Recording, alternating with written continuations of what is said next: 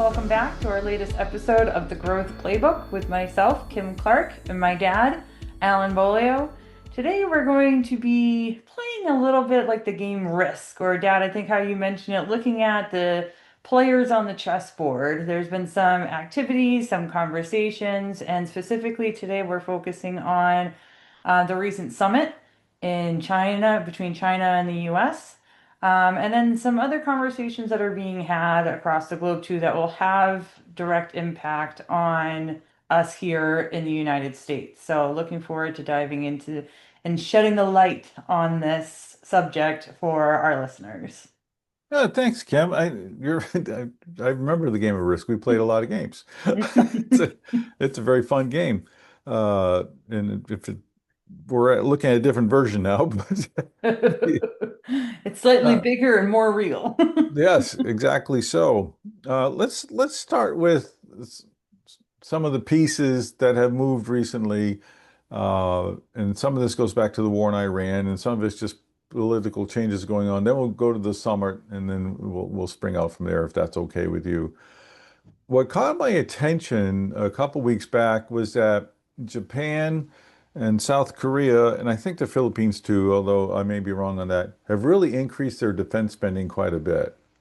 And it's particularly a big deal with Japan because since World War II, they're not supposed to have a large defense budget and have ships capable of outward expression, shall we say, aggression, but more defensive. And yet there's been a lot of spending going on, which puts money in some people's pockets. I don't mean that in an evil way, but just, the defense contractors and people who make ships and parts, are happy about all that.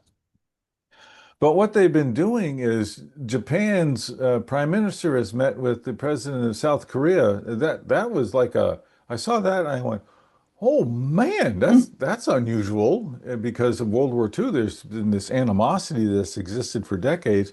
They went there to talk about, we're buddies, right? We'll be there for each other, right? And that was a big deal. I didn't see much in the news, but it was like they're getting together this way instead of looking to the United States. Will you be there for us? They're going, we'll be here for each other, right? And that's a subtle thing where we're not sure where the U.S. is on all this anymore. The Philippines has stepped up and said that, and publicly announced that they will step in and protect Taiwan if necessary. And so we have different pieces moving over there. Well, at the same time, Iceland, because of what they talk with Greenland, I suppose, the U.S. and Greenland, but Iceland has made the announcement they're joining the EU. And so the EU is getting a little stronger. Southeast Asia is getting more. We got to help each other, right? We got to defend each other. Uh, and that changes the geopolitical nature of the world. And subtly, and not in magnificent, it's not an earthquake, but it is a way of saying, we're not sure the political landscape is stable enough for us.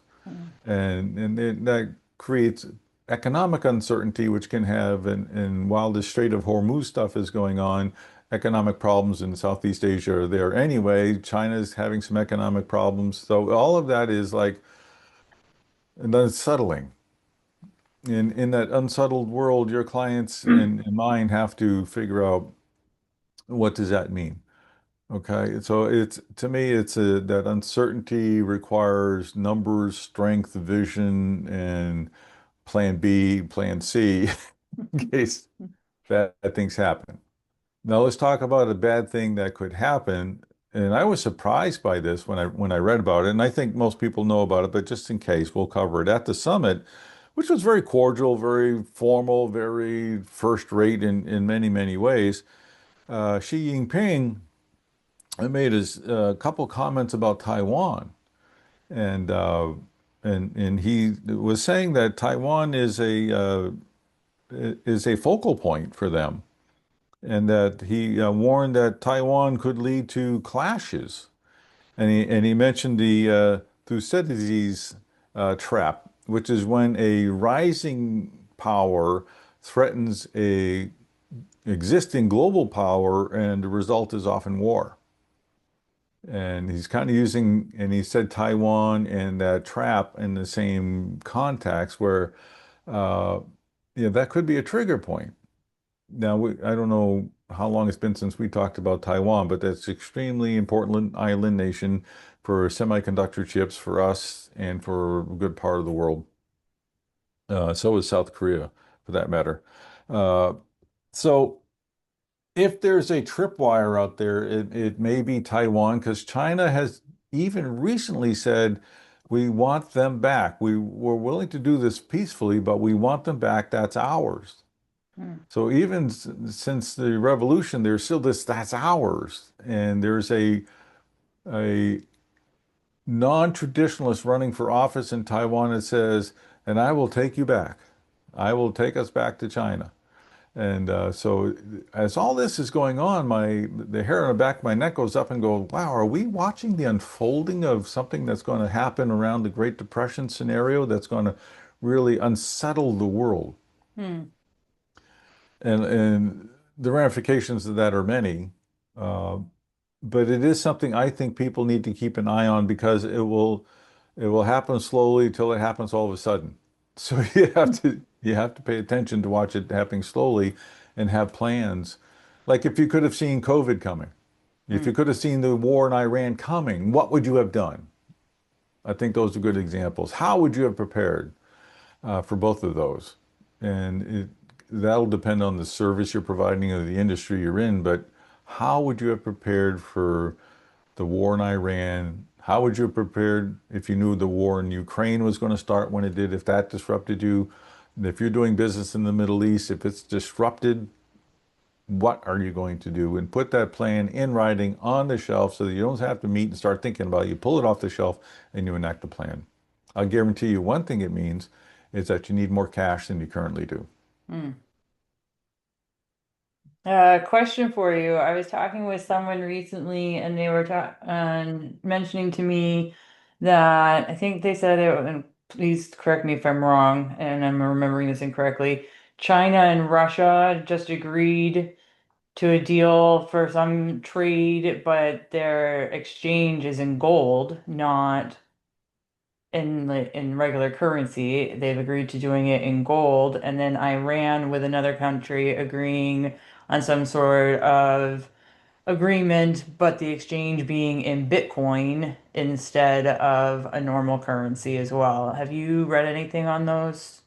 Some I don't remember the Chinese Russian one about gold, but I do know that the use of gold has gone up, and that is part of the pressure we're feeling on bond yields going up, because if there's less demand for the U.S. dollar, then we have to attract people to fund us by raising bond yields. And if there's some wondering, is the dollar really as strong as it's going to be, or is it going to lose some of its value? You don't want to be holding a whole lot of dollars if it's going to lose its value.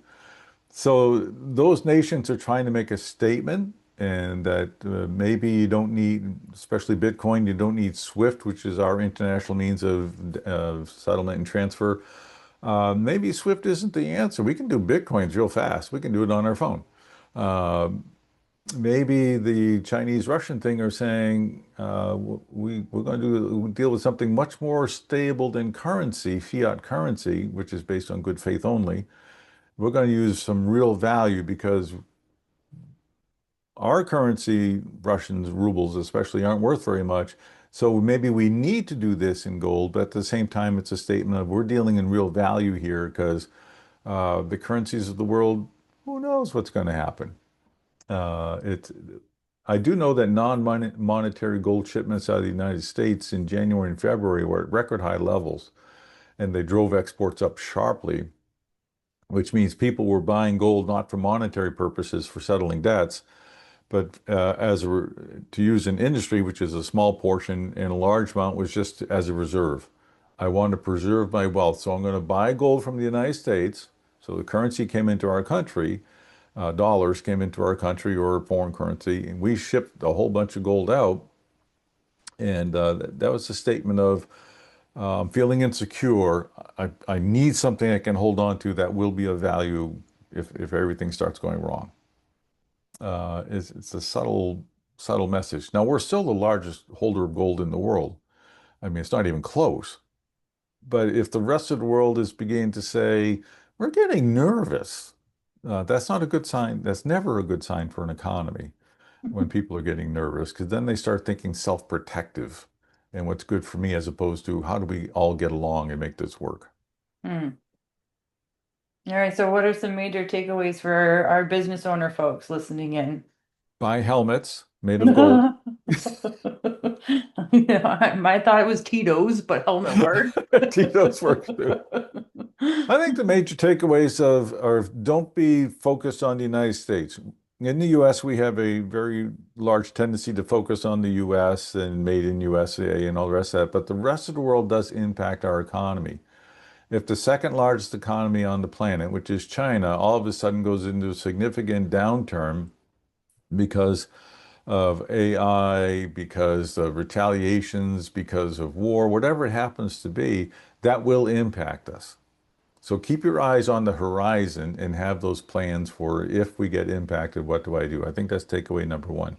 Takeaway number two is go over your cash requirements again on a what if scenario. You can always invest it so it's not just sitting there dormant. And I don't mean just sweep accounts, but invest it and use it. So again, you're earning some money, maybe not the same return as you would if you were putting into the business, but build up your reserves a little more than you might otherwise think of doing it. And number three is how do I take advantage of a shift where if something happens, I can do more with Canada, Mexico, Europe. Uh, because if the Southeast Asia becomes dangerous or really disrupted, I have to start thinking North America again. And are you doing enough business in North America to offset the business in other parts of the world? Can you do enough business in North America uh, to make up for disruptions in the rest of the world or in Europe? We still have friends in Europe for the moment. What day is it? Okay, and to add to the complexity of all the things that leadership and owners have to worry about, you also have the internal pressures where your employees are also feeling pressures from these different things that are going on too. And so we have to be hyper diligent about maintaining a strong employee experience internally as well. So that way we don't see a diminished productivity going on internally too. Right, exactly true. Totally off subject, but you brought it to mind, so I'm going to throw it out there anyway. I just saw the numbers on this. If you stay in the same job, your wage increase was 3.7%, adjusted. Uh, I think that's for the year or for the month, uh, annualized. If you shifted jobs, went to another job, it was just 3.8. Used to be you jump to another Mm. job to get that pay increase. It's the same as staying now. So the benefit of changing jobs has really gone down in terms of your pay. You're only doing it because you don't like your boss, which is the number one reason, or you think this industry's in trouble if you go that far. Uh, Again, unsettledness. Hmm. And I know I feel like the standard economist only sees the dark side, but I think we have to look and see there's nothing in the closet that's going to come out and eat us. Uh, some morning out there. There's a lot of things percolating under the surface. It's the way that I feel when I look at all these different things. And I know Ryan feels the same way. I was talking to him recently because he's been a machine just nonstop working all sorts of different hours. And when I got on the phone with him, I was like, well, maybe you should take a little bit of a break. He's like, I feel like the flood is coming and I just can't stop rowing. We're like building the boat and then we're gonna row as fast as we're gonna row and this and that. So I think there's a lot to be considered. But there's still opportunity to prosper during everything that's going on. It just takes a lot more, I think, brain energy and expertise. So don't just rely on what's always worked is going to continue to work and look for other subject matter experts to help guide decision making and analysis and building those scenario plans and such. They just have to. people have to spend more time working on the business than in it. It's Yes. not just that it's set on a beat and repeat schedule of things anymore. No, exactly right. And learn new skills. CEO should always be learning new skills, right? So, Yep. Yep. excellent. Agreed. Okay, well, I hope we've discouraged enough people with the fragility in the world and to meet our quota for the day. But Make yourself it's feel better and play a game of Risk with the family later that's right. on. All right, Kim. Hope you have a great day. Thank you, you too. Talk to you later. Bye. Bye.